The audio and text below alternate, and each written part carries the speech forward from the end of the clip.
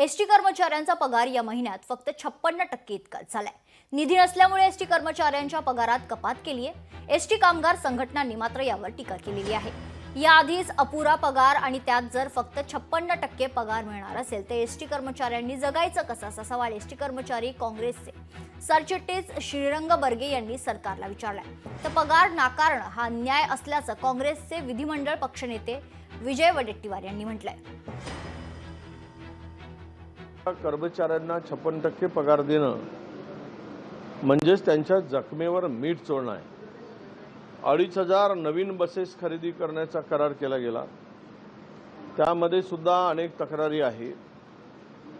परंतु तुम्ही या कर्मचाऱ्यांच्या जीवाशी का खेळता? सरकारची ऐपत नव्हती तर नवीन योजना दिल्या कशाला? सरकारला वाटत होतं की आम्ही एसटी कर्मचाऱ्यांचे पगार थांबवून इतर योजना सरकारला द्यायचे होते का? म्हणून मुळात प्रश्न असा आहे की एसटी कर्मचाऱ्यांच्या आता त्या बिचाऱ्या परिश्रम करणाऱ्या माणसाच्या भावनाशी खेळू नये।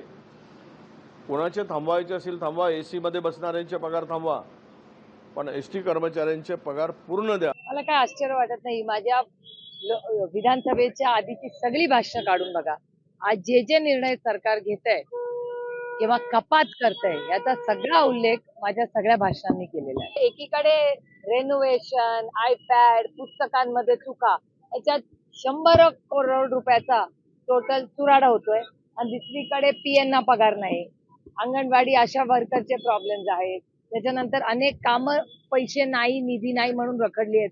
अशी खूप उदाहरणं आहेत। एसटी महामंडळाची जी अवस्था आहे ती बिकट आहे। आमचे मंत्री प्रताप सरनाईक त्याच्यातून रस्ता काढतायत।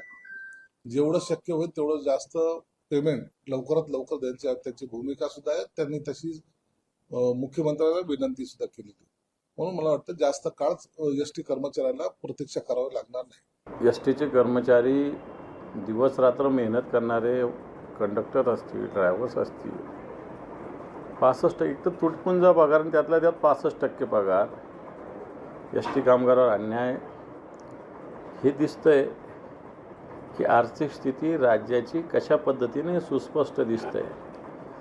जर आपण कामगाराला पगार एसटी कामगार देऊ शकत नसेल तर मला असं वाटतं आपण राज्यकारभार करणं हे व्यर्थ आहे।